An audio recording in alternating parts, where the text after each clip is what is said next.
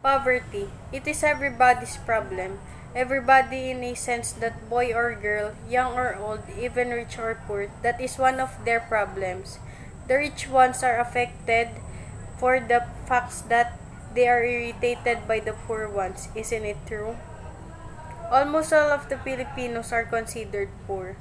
And it is so hard to accept that the fact that the innocent children are the one who are affected too much. At their very young age, they are taught how to earn for a living, just for their own selves and for their family as well. At their very young age, they are already prone to accidents or diseases, which can kill them and their future. No play, no childhood, no education, no progression.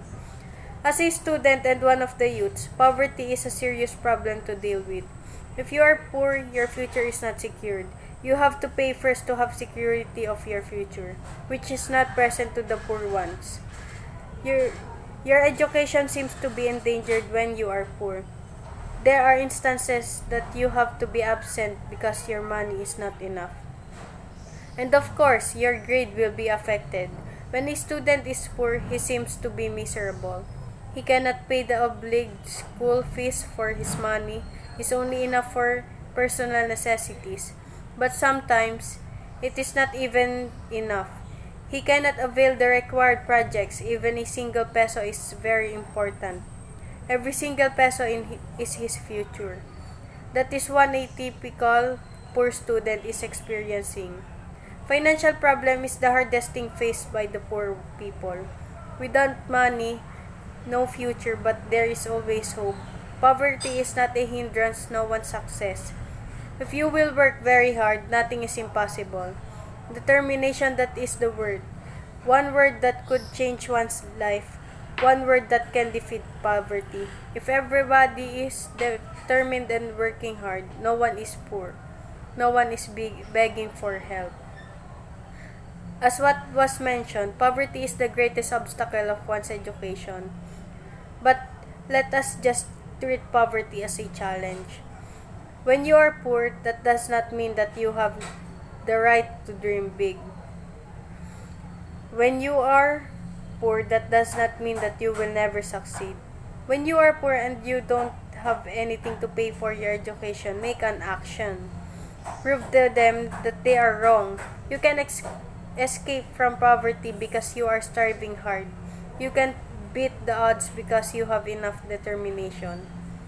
There are many people who prove that there is nothing impossible when you are poor. There are many people who were once poor and now they are one of the elite people. They are now owning those tall skyscrapers out there, from rags to riches. Yes, they didn't have enough money when they were still poor, but they had the character, which is the best armor in battle. That is why they are now enjoying life. Opposite on what they had experienced in the past, poverty is a big problem of the society. But even how big it is the effect, it make us let us not focus too much on that problem. Yes, poverty acts as an obstacle to our education, but it will not last forever. Let us just make an action to beat it. Find a solution. Don't rely too much on others. Work hard. It is important to develop ourselves holistically. Study well and focus on your spiritual life. There must be a balance of everything. Love what you do. Motivate yourself to keep working hard. Then it's up to us. Make our own choices and live by these choices. After all, our future is still in our hands. Don't take problems very seriously. Follow what was written and you will see. Time will come and you cannot even notice that you had already escaped from poverty.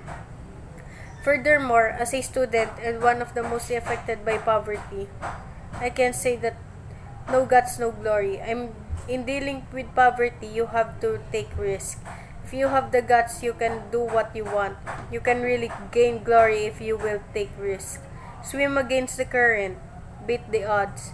If you will not move, nothing will happen. Yes, you must focus it too much, but must take an action. Don't be lazy. See what is happening to people who are not working for themselves. Of course, they are just relying on others. They are looking pathetic. If you want to progress, strive for more. Start making a progression of your own self. Don't settle for good. Go for the better and if possible for the best. But despite of striving for more, be contented. Never ask for something which you don't have if you already hurting others' feelings. Always remember that if you have the freedom, there are also limitations. Never invade others' right. You must always mind not only your own feelings but also others. Your education is nothing impossible buzzword. Even if there are problems that would come your way, you can still beat them and be successful. Always remember that poverty will never become a hindrance to success. If you want it, be determined and work hard. Take risk, be spiritually complete, balance everything. We can change not only ourselves but also the whole world if we can beat poverty. Dream big and believe in yourself. And it's up to us how to develop it. After success will come on your way.